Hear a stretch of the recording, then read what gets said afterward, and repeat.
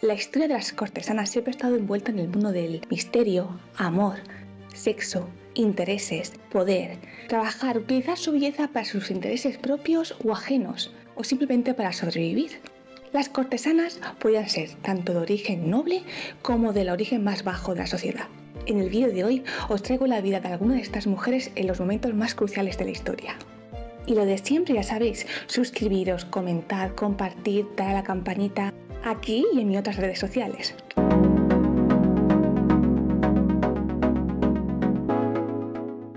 Empezamos con la santa Teodora de Bizancio.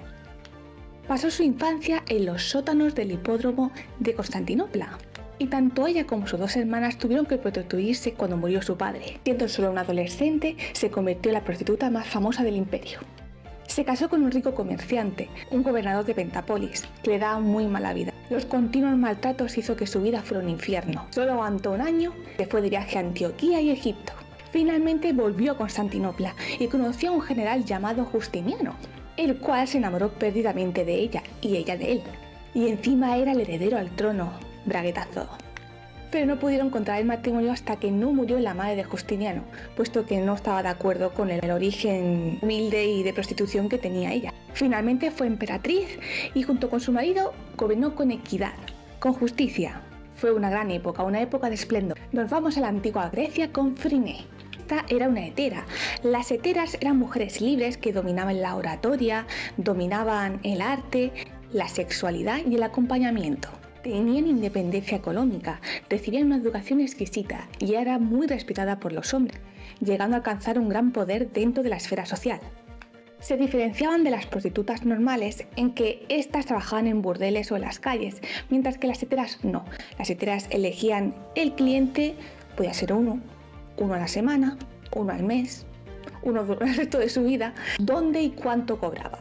Además, vestían con túnicas rojizas transparentes, un elaborado peinado y en la tez se echaban maquillaje muy blanquecino, muy blanco. Friné tenía origen humilde y fue modelo y amante del escultor Praxísteles. Solían apodar la rana debido al color aceitunado de su piel. Uno de sus amantes, el político Hipérides, la denunció por impiedad. Pero cuando vio el propio Hipérides que el juicio le iba a condenar, intentó salvarla de la condena. ¿Y qué hizo? Le arrancó la túnica, especialmente la parte alta, el pecho, se lo descubrió a los jueces. Y funcionó. Los jueces vieron en ella una belleza propia de Afrodita y la absorbieron.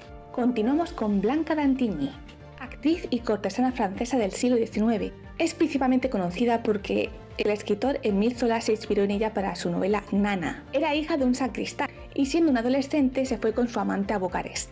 Volvió a París y trabajó en el circo y fue modelo para artistas. Y debido a su fama por la novela Nana, tuvo grandes amantes, ricos, mecenas, hombres que estaban locos por ella. Hubo un jefe de policía ruso que se la llevó a San Petersburgo, pero cuando la zarina se enteró de quién era ella, la expulsó del país. Se fue a vivir al Cairo y allí estuvo haciendo una gira, una tournée por diferentes escenarios y teatros. ¿Cómo no? Conoció al virrey de Egipto y fueron amantes. Para su desgracia, pilló la fiebre tifoidea y tuvo que volver a París, donde tuvo una muerte lenta y dolorosa. Continuamos con Verónica Franco. Verónica era una cortesana y poetisa veneciana de clase media y la única mujer de 4 hermanos. Su madre también fue cortesana, pero lo dejó cuando se casó con su padre. La casaron con un rico médico que bebía, jugaba y le daba una mala vida. Ya no aguantó más de un año. Estando embarazada, no de él, se divorció. No quiso depender de ningún hombre y le pidió ayuda a su madre para ser una buena cortesana honesta. Las cortesanas honestas se diferenciaban de las prostitutas normales en que recibían una educación exquisita, tenían un gran nivel cultural y atraían a numerosos y prestigiosos clientes. Bueno, pues les fue tan bien que fue la cortesana más famosa del momento y tuvo de amantes a sacerdotes, cardenales e incluso al rey Enrique III de Francia. Va a ser musa de Tintoretto. Escribió poemas y publicó la correspondencia que tuvo con personas importantes. Fue un gran éxito. Con ese dinero ayudó a beneficencia, especialmente a la referida a cortesanas y sus hijos. Pero llegó la peste a Venecia, casi se queda en la ruina y la Inquisición la denunció por brujería, pero fue absuelta. Poco se sabe de su final, pero se cree que murió a los 45 años, relativamente pobre, en la parroquia de San Moisés. Hablemos del escuadrón de las cortesanas. Durante la regencia de Catalina de Medici tuvo ciertos problemas tanto internos como externos. A nivel interno tenía las continuas guerras religiosas, por decirlo así, como una especie de guerra civil entre los católicos y los hugonotes. A nivel externo tenía a los enemigos borbones, que eran Antonio y Luis de Borbón, que eran hugonotes y apoyaban a estos en esa especie de guerra civil.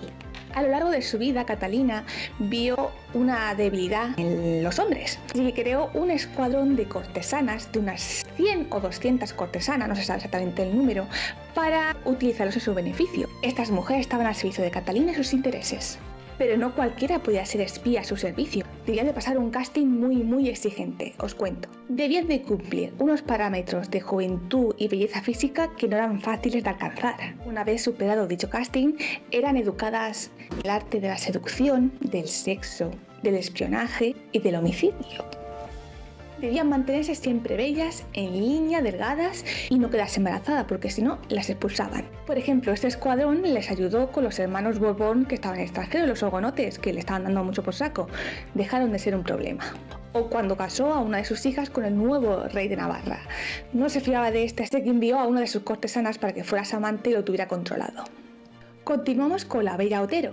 Nació en Pontevedra en 1868, era hija de madre soltera y tenía orígenes humildes. Poco se sabe sobre su vida porque buena parte de ella se le inventó cuando cogió fama, pero algunas cosas sí podemos confirmarlas. Sufrió una horrible violación cuando tenía 10 años. Esta la traumatizó y la dejó estéril, y con 12 años se fue a vivir a Barcelona.